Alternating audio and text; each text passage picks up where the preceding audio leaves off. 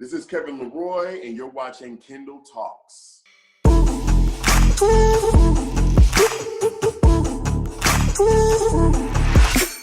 What's up, guys? It's your host, Kendall Tucker, man, and today's guest is a celebrity tattoo artist, notorious for his photorealistic portraits and pulp culture pieces. You may recognize him from Season 8 of VH1's Ink Master or Season 5 and 6 of Black Ink Crew. Today we have Kevin Laroy with us. How's it going, brother? All right, and you forgot how far is Tattoo Far? That's the most recent. That's MTV. Yeah, you're right. You're right. I did forget that. My apologies. See, I know you personally. I watched you a lot on Ink Master. Oh, okay. So cool. That's where I got my introduction of you. That's fair. That was my introduction too. Hell. Yeah, exactly. So, how you been doing, man? How's things over in California? Things are really good, actually. Everything's starting to open up. These past couple weeks has been, weather-wise, been super nice. It's LA. Everybody's starting to be back in good spirits. The gyms are opening back up. People are getting active again. Mm-hmm. It's been cool so far. As far as I know, I'm actually going to Texas this weekend. Texas has been open up. So, for me personally, I'm good. I'm excited for the restart of the world again. Yeah, nice, man. How'd you spend your quarantine? Were you over in California for most of it? Yeah. I spent most of my time here at home. My quarantine actually was much needed. It was chill. Like I tell everybody, it was the first time in a long time that I've been able to take a break without feeling guilty behind it. Like it was perfect. Like I got to work. For those of you who follow me, I know I've been documenting this journey on my patio. Like I was able to build my patio out. Like everybody gets bored and like starts furnishing in their house with plants and stuff. Like, I was one of those guys. And a lot of people have responded with that. A lot of people were like, listen, I'm ready for everything to open up and get back to normal, but it was much needed, to focus on yourself. So tell the people a little bit about your background, man. How were you brought up? Where you originally from? So originally I was born in Kansas City, Missouri. Both of my parents are from there. I was a baby when we left there and we moved to Minneapolis. And we lived there. Like my little sister was born in Minneapolis. Spent a lot of time there. We moved to Texas when I was like 12 years old. And so like whenever people ask, I always say I'm from Texas. I say I'm from Dallas. It's like I'm 33 now, so like I spend most of my time out there. And so I was brought up pretty regular.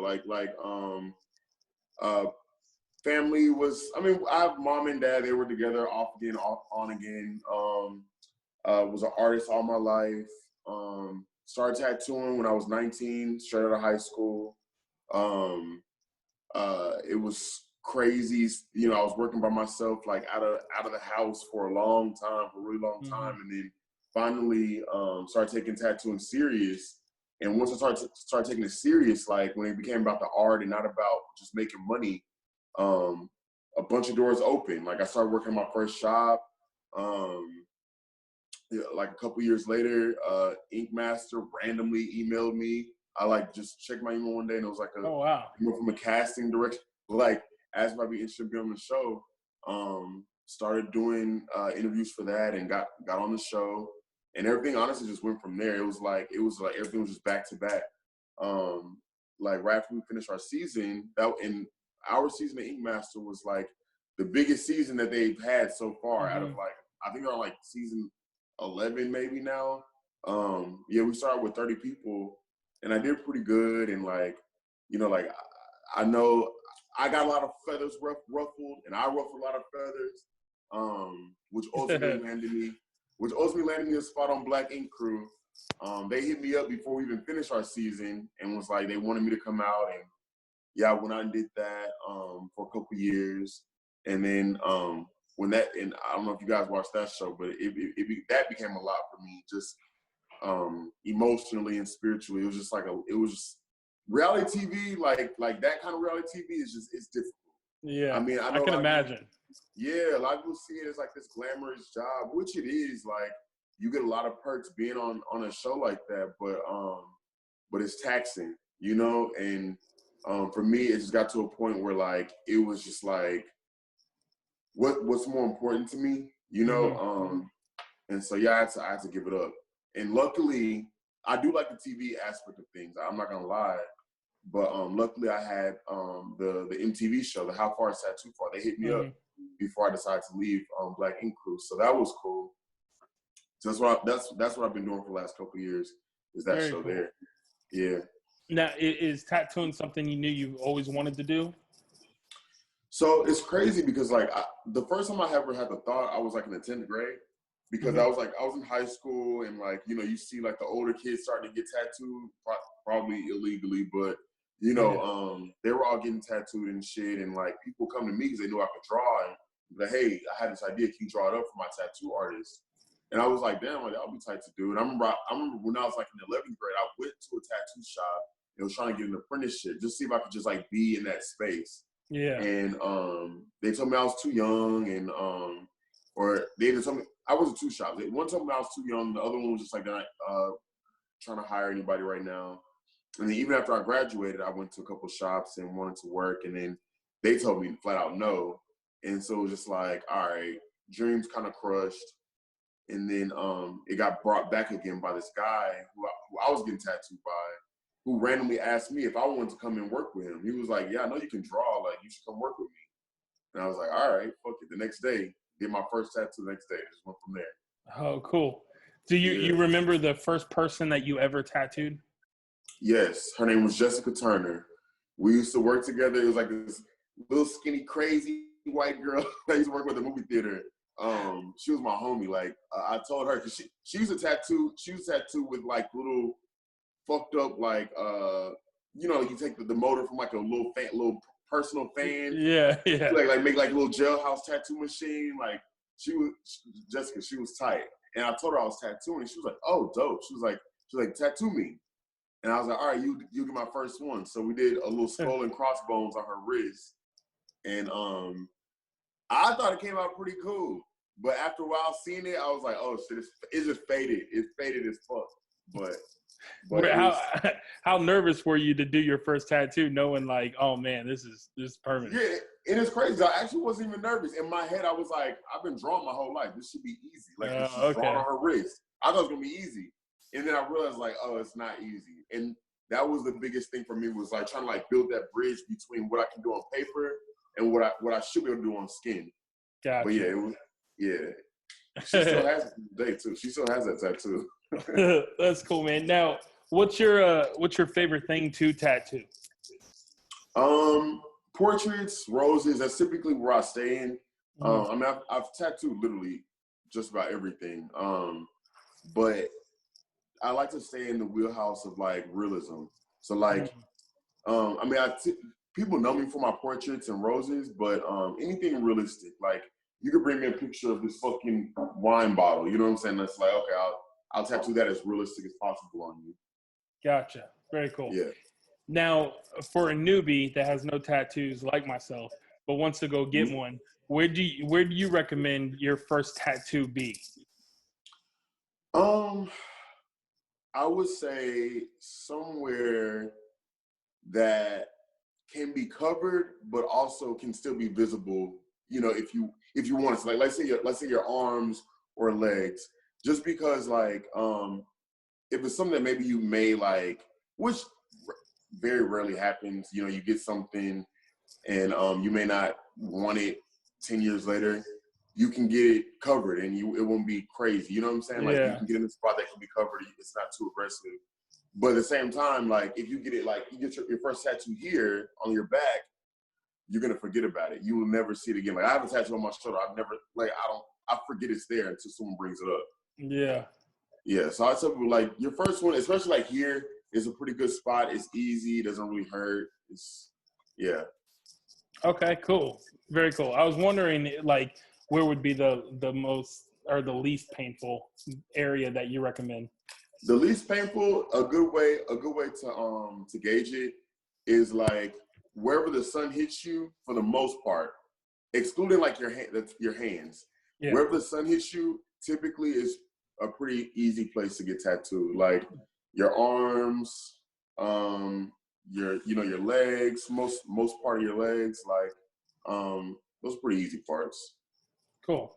So, being that you're tattooing now in Beverly Hills, how often do you get celebrities in the shop? So it's crazy because like the most celebrities I've ever tattooed has been since I've been at Enigma.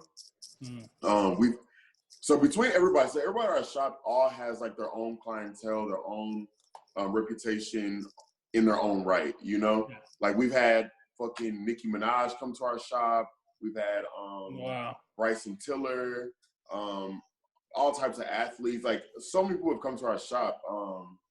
The most recent I think that I've done is Stevie J and Faith. They came and got tattoos. Faith had got Biggie's name covered up on her chest, and the cover up was kind of messed up. So Kat, she covered up, or she fixed the cover up, and then I covered up some old nickname that Stevie J had on his arm from a while ago. Yeah. So who's the biggest celebrity you've tattooed? The biggest. Whew. I guess it all depends on the fans, right? Yeah, I guess it would depend on the fan. Shit. Probably. I mean, the first person that comes to mind, just because I just said it, was probably Bryson Tiller. Like, you personally tattooed him? Yeah, he got his favorite car is a Lamborghini, like this old school. I think it was like a '93 Lamborghini. We tattooed on his forearm. Oh, very cool. Yeah, and he's really chill. Like he's so cool. Like you wouldn't even know it was Bryson Tiller. Like he walked in, came, got the tattoo, gave me creative freedom on choosing photos and everything. Like he was really nice. Is there a celebrity out there you're dying to tattoo?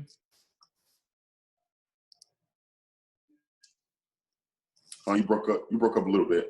Is there a celebrity out there you're dying to tattoo? Rihanna. I'd have to say Rihanna.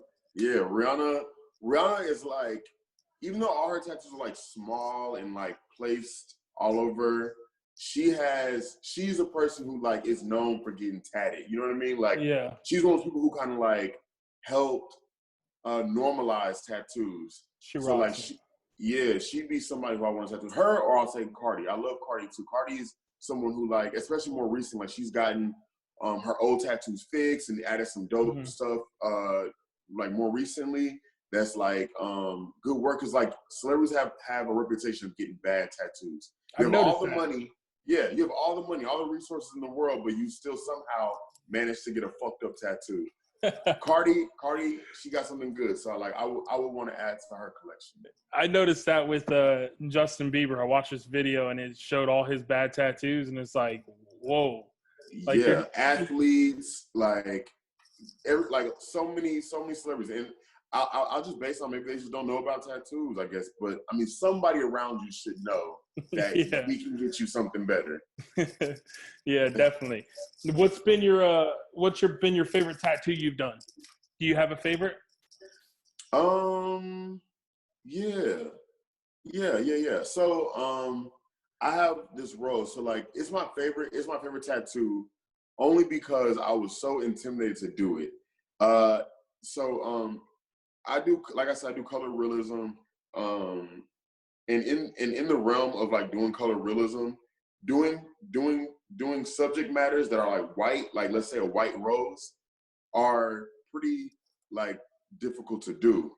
And so like I've been tattooing for a while at this point, and I knew I wanted to try a white rose, and I tried it because the trick is basically, someone told me, it was like, in a white rose, you're not really tattooing anything white. If you really look at a white rose, unless you take a picture of it and like zoom into the colors of it, the white rose is like, it's like a reflection of all the colors around it.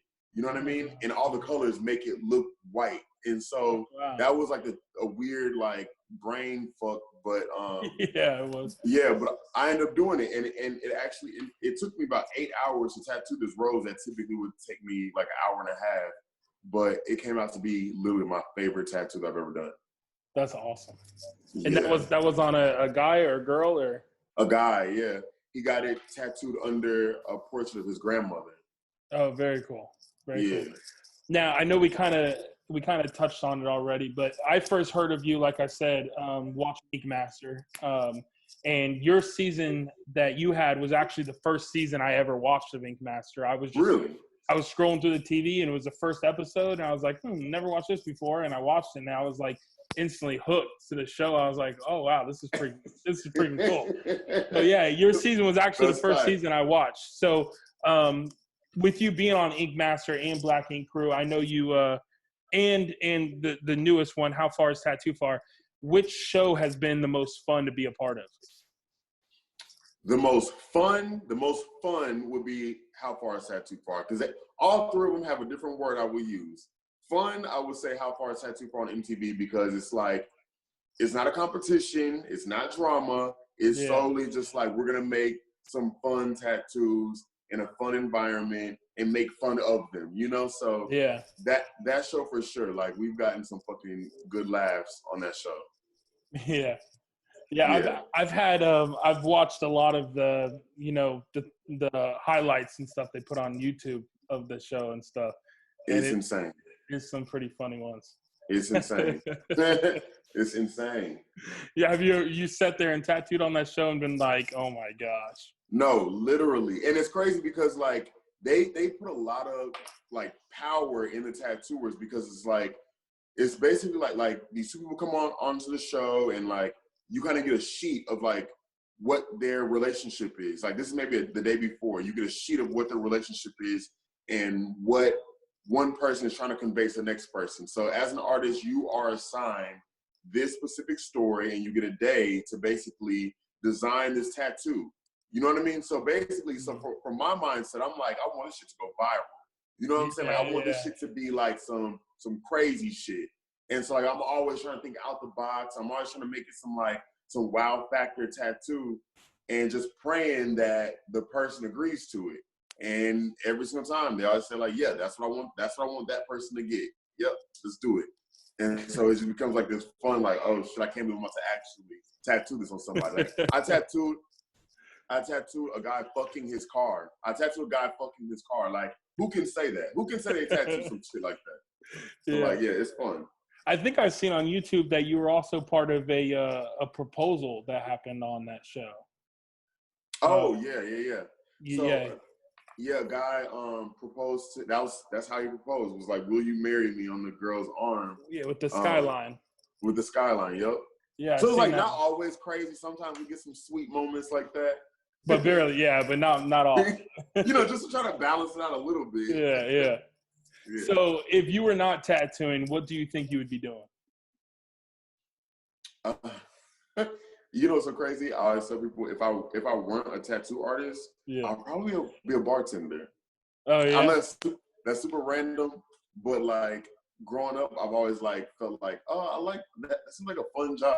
Like, you know, you be at the club, you're responsible for the funness of the party. You know, like I'll probably be a bartender. I probably have a bunch of hustles, but I know bartender would definitely be one of them. And you get them cash tips too. Yeah, you get tips. You know, you make your own hours. You can hustle. You know, end up getting your own bar or some shit. Because eventually, I do. I probably want to open up my own bar somewhere. That'd be cool. So, what can the fans expect to see from you next? Or do you plan on doing any other shows or anything with TV? Any more stuff, or are you kind of just working with what you got and you know, getting in the swing of things? Yeah. So what's crazy is actually, the pandemic, you know, it swayed a lot of stuff. I can't say too much. All I can say is we were set to film a new VH1 show this past April. It got pushed back. I can't give too much information, but yeah, like I said, I like the TV aspect of it, like the production and all that stuff is a lot of fun. Just seeing yourself on the big screen, you know, like it's just like something I feel like as a kid, I feel like we've all like kind of like thought about and dreamed about, you know. So that part is fun. I am also working on a capsule of clothing. I hate saying clothing line, but a capsule of clothing I'm working on coming out this August, which I'm super excited about. I've been working on it for literally a year.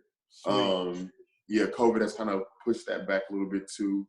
For you tattoo artists out there, I'm working on a seminar, a how-to rose seminar that has also been pushed back. That was supposed to come out May 15th, but we're pushing it back a little bit.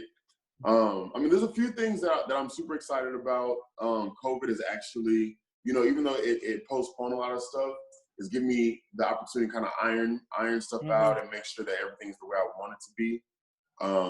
We haven't had to like spend too much money in the past couple months, so like that's good. I've been able to save a little bit more, and there's a lot of shit I'm excited about for sure.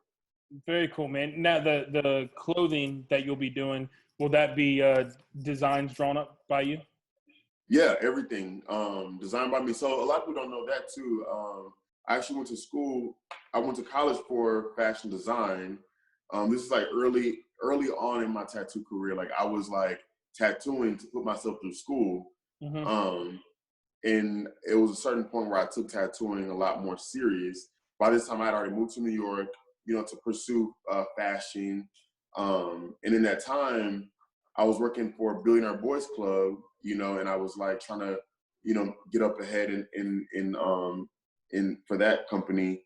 And tattooing was just at the time making a lot more money for me than that was. And so living in New York, it was just like, okay, you got to do one or the other. Like, like bills are high, so like I had to make a decision. So I took up tattooing and took it a lot more serious and kind of put the fashion thing on hiatus until now. Now I'm living in LA, and I feel like I'm at a place now where I can kind of do both. So I'm trying to give that attention back to my first love. Really cool, man. I'll be looking forward to seeing that when you start pushing that. Yeah, for sure. Thank you. Yeah, man. So for the people that aren't following you, how can people follow you on social media? If you're not following me, you can follow me on Instagram at Kevin Laroy. That's KEVIN LAROY. Honestly, that's pretty much it. Like, I don't really be on Twitter. I wouldn't even give that out. Yeah. Don't really be on Snap, no shit like that. But yeah, Kevin Laroy on Instagram if you're trying to follow.